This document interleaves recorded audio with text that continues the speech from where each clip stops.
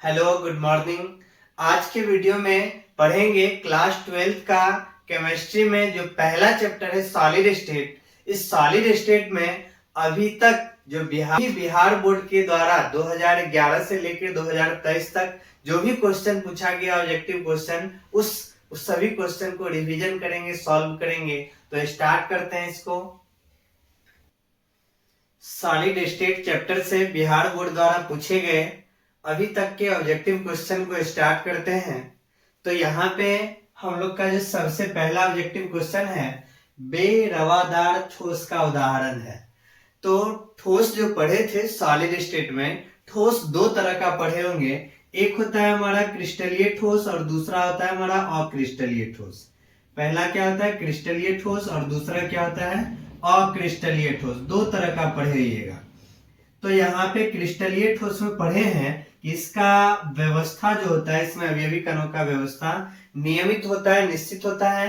अक्रिस्टलीय ठोस में पढ़े होंगे अवयवी कणों का व्यवस्था जो होता है, अरेंजमेंट जो होता है अनिश्चित होता है। और जो हमारा क्रिस्टलीय ठोस है, इसी को हम लोग पढ़े थे कि इसको जो है रवादार ठोस बोला जाता है।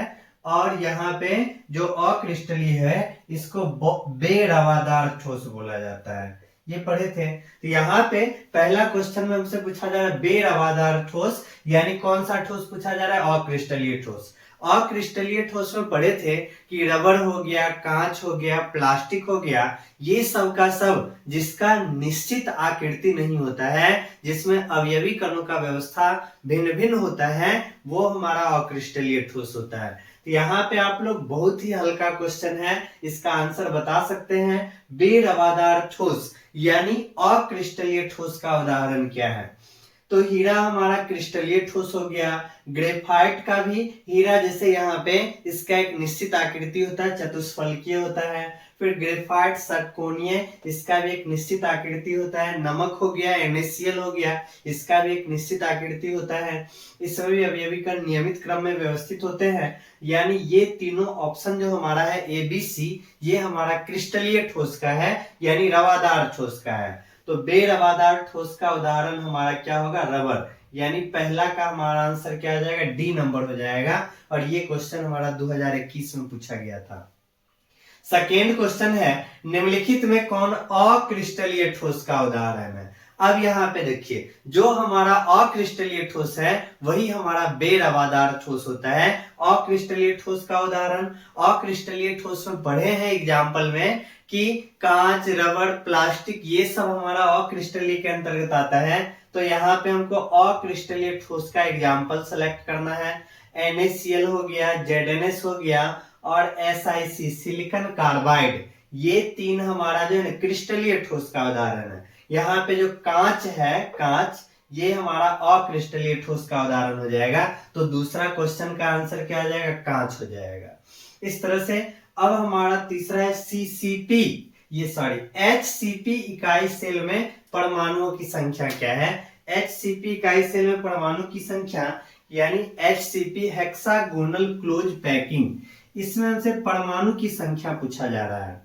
तो यहाँ पे इससे रिलेटेड थोड़ा सा जानकारी ले लेते हैं। यहाँ पे जो संरचना होता है, एक हमारा होता है HCP और एक होता है हमारा CCP।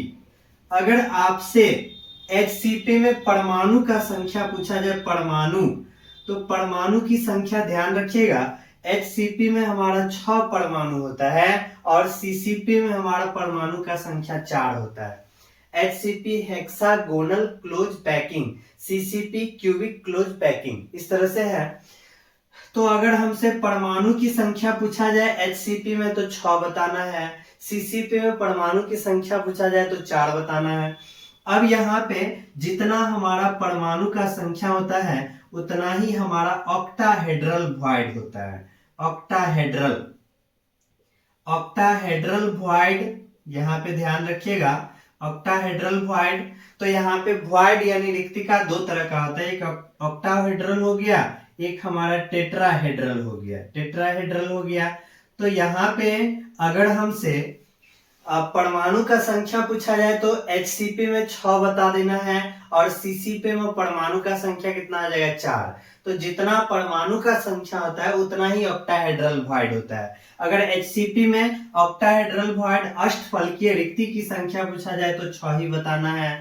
CCP में अगर आपसे अष्टफलकीय रिक्ति पूछा जाए तो 4 बताना है। इसके बाद आप लोग पढ़े हैं कि जितना हमारा ऑक्टाहेड्रल वॉइड होता है उसका दोगुना हमारा टेट्राहेड्रल वॉइड होता है। यहाँ पे जो हमारा HCP है, HCP में ऑक्टाहेड्रल वॉइड 6 हो गया तो टेट्राहेड्रल वॉइड हमारा 12 हो जाएगा। और CCP में अगर ऑक्टाहेड्रल वॉइड हमारा 4 है तो टेट्राहेड्रल वॉइड हमारा 8 हो जाएगा। तो यहाँ पे इस बात को ध्यान रखिएगा, कहीं से भी क्वेश्चन पूछा जा सकता है तो इससे रिलेटेड ध्यान रखना है। तो हमारा क्वेश्चन क्या है, HCP इकाई सेल, HCP यूनिट सेल में परमाणु की संख्या पूछा जा रहा है। तो HCP में देखिए, HCP में परमाणु का संख्या कितना है, 6 है। तो HCP में परमाणु का संख्या 6, तो यहाँ हमारा करेक्ट आंसर क्या आ जाएगा, बी नंबर हो जाएगा। नेक्स्ट हमारा चौथा नंबर क्वेश्चन है जो 2020 में पूछा गया है। यहाँ पे हमारा रवादार ठोस, रवादार ठोस मतलब क्रिस्टलीय ठोस, क्रिस्टलीय ठोस पढ़े हैं जिसका निश्चित नियमित आकृति होता है। तो यहाँ सबसे पहला आंसर ही हमको दिख रहा है हीरा, यानी डायमंड जो है जिसका आकृति हमारा टेट्राहेड्रल होता है। तो ये चतुष्फलकीय यानी टेट्राहेड्रल। तो यहाँ पे रवादार ठोस कौन सा हो जाएगा, यानी क्रिस्टलीय ठोस हमारा क्या आ जाएगा, हीरा। कांच और रबर के बारे में जान रहे, ये हमारा अक्रिस्टलीय ठोस होता है यानी बेरवादार ठोस होता है। तो इसका चौथा का आंसर हमारा क्या आ जाएगा, ए नंबर हो जाएगा। अब फिर नेक्स्ट हमारा 5वां नंबर क्वेश्चन है, जो क्वेश्चन हमारा 2018 में पूछा गया है। बोला गया एक धातु का रवाकरण हेक्सागोनल क्लोज पैकिंग यानी HCP, हेक्सागोनल क्लोज पैकिंग यानी HCP संरचना में होता है। तो धातु का कोऑर्डिनेशन नंबर, उप सहसंयोजक संख्या बताना है। तो यहाँ पे आप लोग को ध्यान रखना है कि अगर हमारा HCP संरचना रहे, HCP संरचना रहे या हमारा CCP संरचना रहे, CCP संरचना रहे, इस दोनों में से कोई भी संरचना रहे, HCP रहे या CCP रहे, दोनों में कोई भी संरचना रहे, अगर हमसे कोऑर्डिनेशन नंबर पूछा जाए, उप सहसंयोजक संख्या पूछा जाए तो 12 बताना है। ध्यान रखिएगा, जो हमारा HCP है या CCP है, हेक्सागोनल क्लोज पैकिंग या CCP, इस दोनों में कोई भी संरचना रहेगा, कोऑर्डिनेशन नंबर अगर पूछा जाए तो 12 आ जाएगा। तो इस तरह से यहाँ पे HCP संरचना है तो इसका कोऑर्डिनेशन नंबर कितना हो जाएगा, 12 हो जाएगा। ये चीज ध्यान रखिएगा आप लोग, आपसे HCP पूछ ले या CCP पूछ ले, दोनों का कोऑर्डिनेशन नंबर कितना आ जाएगा, 12 हो जाएगा। इस तरह से हमारा 5वां क्वेश्चन हो गया। नेक्स्ट हम लोग चल रहे हैं 6ठा नंबर क्वेश्चन। 6ठा नंबर क्वेश्चन भी 2018 में पूछा गया है।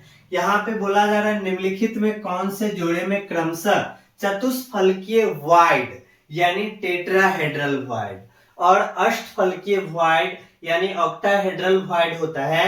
तो HCP और CCP में हमारा ऑक्टाहेड्रल वॉइड भी है और टेट्राहेड्रल वॉइड भी है। तो यहाँ पे हमारा आंसर क्या आ जाएगा, 6ठा का C नंबर हो जाएगा। नेक्स्ट हमारा 7वां नंबर क्वेश्चन। 7वां में बोला जा रहा है निम्नलिखित में कौन बेरवादार, बेरवादार ठोस है। बेरवादार ठोस मतलब जान रहे अक्रिस्टलीय ठोस, रवादार मतलब क्रिस्टलीय, बेरवादार मतलब अक्रिस्टलीय। यहाँ पे खोजना है बेरवादार ठोस कौन सा है। तो हमारा जो ग्रेफाइट है ये हमारा रवादार यानी क्रिस्टलीय ठोस है। क्रोम एलम, सिलिकॉन कार्बाइड, ये सब हमारा जो है क्रिस्टलीय ठोस के अंतर्गत आता है।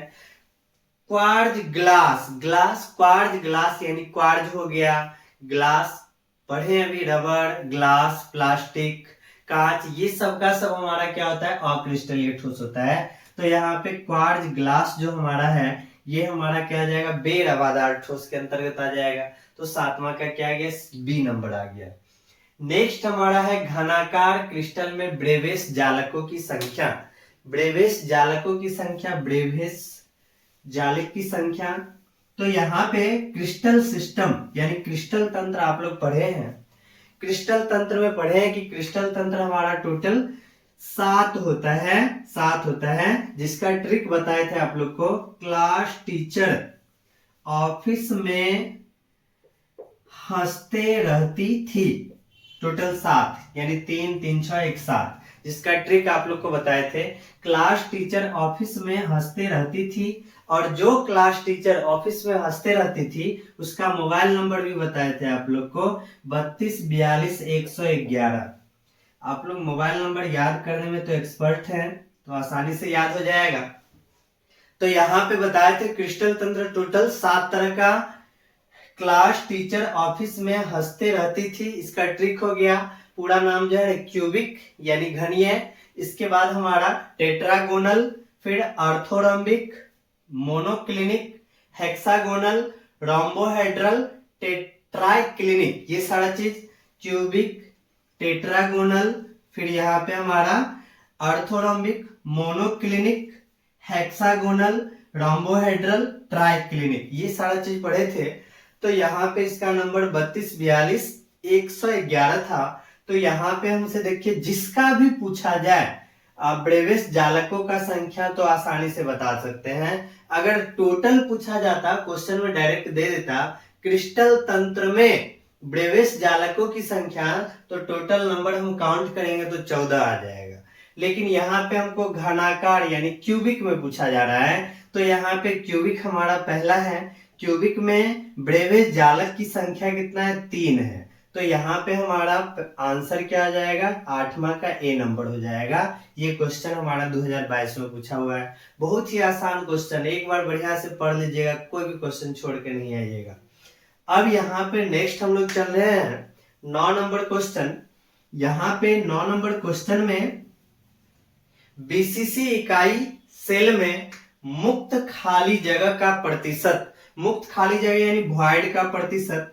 तो यहाँ पे यूनिट सेल जो पढ़े हैं, बीसीसी पढ़े हैं, फिर इसके बाद हमारा एफसीसी पढ़े हैं, फिर हमारा एससीसी भी आप लोग पढ़े हैं। तो यहाँ पे अगर आप लोग से कोई भी क्वेश्चन इससे रिलेटेड पूछा जाए, तो यहाँ पे देखिए एफसीसी जो पढ़े थे, यहाँ पे अगर इससे पूछा जाए पैकिंग फ्रैक्शन, तो एफसीसी में 74% होता है, बीसीसी में हमारा 68% होता है, और एससीसी में हमारा 52.4% होता है। ये हो गया। अगर यहाँ पे आपसे कोऑर्डिनेशन नंबर पूछा जाए, कोऑर्डिनेशन नंबर उपसंयोजक संख्या पूछा जाए, तो यहाँ पे एफसीसी का कोऑर्डिनेशन नंबर हमारा 12 हो जाएगा, बीसीसी का हमारा 8 हो जाएगा, और एससीसी का हमारा 6 हो जाएगा। ये चीज भी ध्यान रखिएगा। और परमाणु का संख्या पूछा जाए, परमाणु का संख्या, तो परमाणु का संख्या भी आसानी से ध्यान रख सकते हैं। अगर एफसीसी में परमाणु का संख्या पूछा जाए, तो यहाँ पे हमारा कुल परमाणु एफसीसी में कितना होता है? 4 होता है। बीसीसी में कुल परमाणु कितना हो जाता है? 2 होता है, और एससीसी में हमारा कुल परमाणु 1 होता है। ये सारा पॉइंट। अब देखिए इसको याद कैसे रखना है। बहुत विद्यार्थी जो कंफ्यूज हो जाते हैं कि 74 वाला एफसीसी में है कि बीसीसी में है। तो इसको ध्यान रखने का बहुत ही अच्छा तरीका है। एफ हमारा लिखा हुआ है, एफ मतलब होता है फर्स्ट, यानी ये हमारा पहले आया, सबसे ज्यादा हो गया फर्स्ट। यानी सब चीज देखिए, पैकिंग फ्रिक्शन, कोऑर्डिनेशन नंबर और नंबर ऑफ एटम, सबसे ज्यादा एफसीसी में ही आया है। एफ मतलब फर्स्ट, पहले आया। फिर बी मतलब होता है बाद, तो बाद में आया, बाद में आया।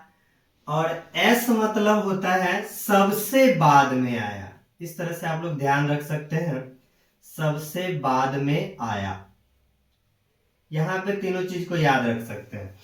एफ मतलब हो गया पहले आया, ये तीनों बात सबसे ज्यादा इसी में है। बी मतलब बाद में आया, एस मतलब सबसे बाद में आया। तो यहाँ पे आसानी से ध्यान रखिए, एफसीसी का पैकिंग फ्रिक्शन 74%, संकुलन क्षमता जिसको बोलते हैं। बीसीसी का हमारा 68% और एससीसी का हमारा 52.4%। कोऑर्डिनेशन नंबर पूछा जाए एफसीसी का तो 12, बीसीसी का 8 और एससीसी का हमारा 6।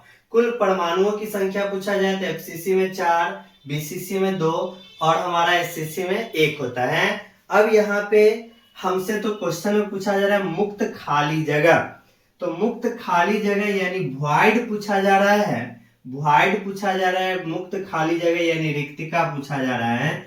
तो रिक्ति का पता है कि जो हमारा पैकिंग फ्रैक्शन है 100 में से घटा देंगे 74, 100 में से 74 घटाएंगे तो कितना आ जाएगा हमारे पास 26। 100 में से 74 घटाए तो 26%, यानी एफसीसी का जो हमारा पैकिंग वॉइड है वो 26% हो जाएगा। बीसीसी का जब पूछा जाए 100 में से 68 घटा दो तो 32% हो जाएगा। हमको बीसीसी इकाई सेल में मुक्त खाली जगह पूछा जा रहा है तो कितना आ जाएगा 32%। इस तरह से नम्मा का आंसर क्या हो जाएगा हमारा ए नंबर हो जाएगा। तो ये चीज आप लोग ध्यान रखिए क्योंकि कहीं से भी क्वेश्चन आ सकता है। अब हमारा नेक्स्ट जो क्वेश्चन है 10 नंबर में क्या बोला जा रहा है, सोडियम ऑक्साइड में सोडियम का कोऑर्डिनेशन नंबर। तो सोडियम ऑक्साइड में सोडियम का कोऑर्डिनेशन नंबर कितना है ये पता करना है। तो सोडियम ऑक्साइड के अलावा अन्य संरचना भी दिया जा सकता है।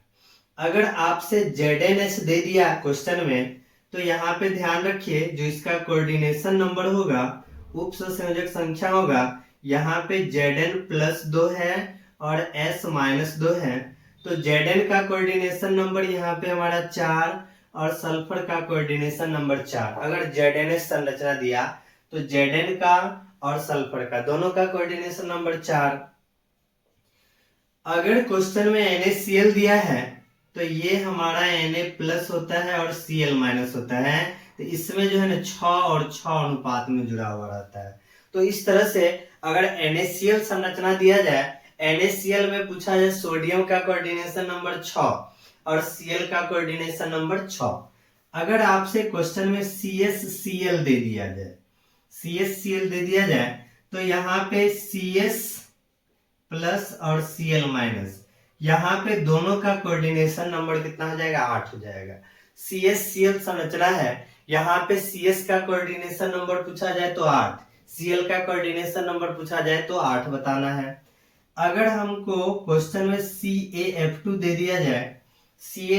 दिया जाए तो यहाँ पे ध्यान रखना है ये हमारा Ca+2 और F-1। तो यहाँ पे जो हमारा कोऑर्डिनेशन नंबर होगा F का हमारा 4 होगा और Ca+2 का कोऑर्डिनेशन नंबर कितना हो जाएगा 8 हो जाएगा। अगर CaF2 दे दिया जाए क्वेश्चन में पूछा जाए कैल्शियम का कोऑर्डिनेशन नंबर तो बताना है 8 और फ्लोरीन का पूछा जाए तो बताना है 4। इस तरह से लेकिन क्वेश्चन में हमको क्या दिया हुआ है Na2O। तो अगर क्वेश्चन में हमको Na2O दे दिया गया है तो यहाँ पे ये हमारा हो जाएगा Na+ और O हमारा -2। तो यहाँ पे अगर कोऑर्डिनेशन नंबर पूछा जाए तो Na का हमारा 4 हो जाएगा और ऑक्सीजन का हमारा कितना हो जाएगा 8 हो जाएगा। तो इस तरह से हमको क्वेश्चन में क्या पूछा जा रहा है, सोडियम की कोऑर्डिनेशन संख्या। तो सोडियम का कोऑर्डिनेशन संख्या यहाँ पे कितना है 4 है, तो हमारा सही आंसर क्या आ जाएगा बी नंबर। अब इसी क्वेश्चन में ऑक्सीजन का पूछता तो कितना बताते 8 बताते। इस तरह से जो भी क्वेश्चन में दिया जाए कंपाउंड उसका कोऑर्डिनेशन नंबर आसानी से बता सकते हैं। तो इस तरह से अभी तक हम लोग जो है टोटल 10 क्वेश्चन देखे हैं। फिर नेक्स्ट क्वेश्चन हम लोग करते हैं, इसको मिटा देते हैं।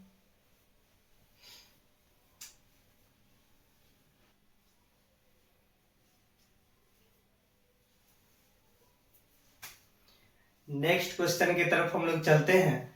नेक्स्ट क्वेश्चन जो हमारा है 11 नंबर, इसमें बोला जा रहा है एक अष्टफलक रिक्ति निम्नलिखित में कितने गोलों से घिरी होती है। अष्टफलक रिक्ति ऑक्टाहेड्रल वॉइड आप लोग पढ़े हैं कि ऑक्टाहेड्रल वॉइड तब होता है जब हमारा 3 परमाणु यानी 3 गो गेंद इस तरह से रहता है, फिर 3 गेंद जो है इसके ऊपर से अगर हम लोग यहाँ पे डाल देते हैं तो इस जगह जो हमारा रिक्ति होता है इसी चीज को हम लोग ऑक्टाहेड्रल बोलते हैं। ऑक्टाहेड्रल निश्चित रूप से पढ़िएगा, ध्यान से समझिए। यहाँ पे ऑक्टाहेड्रल वॉइड में इस तरह से हमारा 3 परमाणु इस तरह से व्यवस्थित होता है। इसके बाद फिर से 3 परमाणु, एक परमाणु इस दोनों बॉल के ऊपर, फिर दूसरा परमाणु इस दोनों बॉल के ऊपर रख दिए, फिर तीसरा जो है इस दोनों के ऊपर रख दिए। तो यहाँ पे अंदर में जो रिक्ति हमको दिखाई दे रहा है, खाली जगह दिख रहा है, यही हमारा होता है ऑक्टाहेड्रल। तो इस तरह से ऑक्टाहेड्रल वॉइड में कितने गोला का प्रयोग किया गया है, तो 3 और 3 6।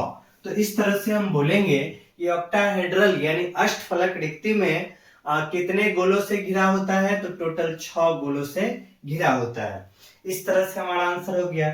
नेक्स्ट हमारा है रवा यानी क्रिस्टल में इलेक्ट्रॉन ऋणायन द्वारा खाली स्थान में पकड़ लिया जाता है तो कौन सा दोष उत्पन्न होता है, तो एफ सेंटर पढ़े हैं, अयुग्मित इलेक्ट्रॉन द्वारा भरी गई ऋणायनिक रिक्तिका को ही हम लोग क्या कहते हैं, एफ सेंटर कहते हैं, एफ केंद्र कहते हैं। तो इलेक्ट्रॉन ऋणायन द्वारा खाली स्थान जो पकड़ लिया गया यही हमारा होता है एफ सेंटर यानी एफ केंद्र।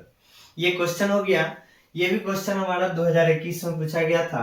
नेक्स्ट हमारा 13 नंबर क्वेश्चन, इसमें बोला जा रहा है निम्नलिखित में कौन सा ऑक्साइड लौह चुंबकत्व को प्रदर्शित करता है, तो लौह चुंबकत्व को प्रदर्शित करने वाला पदार्थ हमारा क्या है, CrO2, ये हमारा लौह चुंबकत्व को दर्शाता है।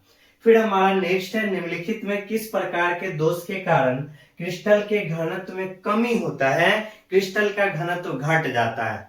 तो आप लोग पढ़े थे शॉर्टकी दोष, शॉर्ट नाम से पता चल रहा है शॉर्ट कर जाना, तो समान संख्या में धनायन और ऋणायन गायब हो गया, तो जैसे गायब हो गया तो अपने आप इसका घनत्व क्या होगा, घट जाएगा। तो इस तरह से शॉर्टकी दोष में ही क्रिस्टल का घनत्व क्या होता है, घट जाता है। तो हमारा आंसर क्या आ जाएगा, शॉर्टकी। नेक्स्ट हमारा है निम्नलिखित में कौन फेरो चुंबकीय पदार्थ होगा, तो फेरो चुंबकीय पदार्थ Fe3O4, ये हमारा क्या है, फेरो चुंबकीय पदार्थ है। तो इस तरह से अभी तक जो है आप लोग ऑब्जेक्टिव क्वेश्चन देखे हैं जो बोर्ड एग्जाम में पूछा गया है। नेक्स्ट वीडियो जब आएगा उस वीडियो में अभी तक जो है क्वेश्चन बैंक से रिलेटेड जो सॉलिड स्टेट चैप्टर है इसमें कौन कौन सा लघुत्तरीय प्रश्न और दीर्घ उत्तरीय प्रश्न है, इस सभी क्वेश्चन को भी करवाएंगे। तो मिलते हैं नेक्स्ट वीडियो में, धन्यवाद।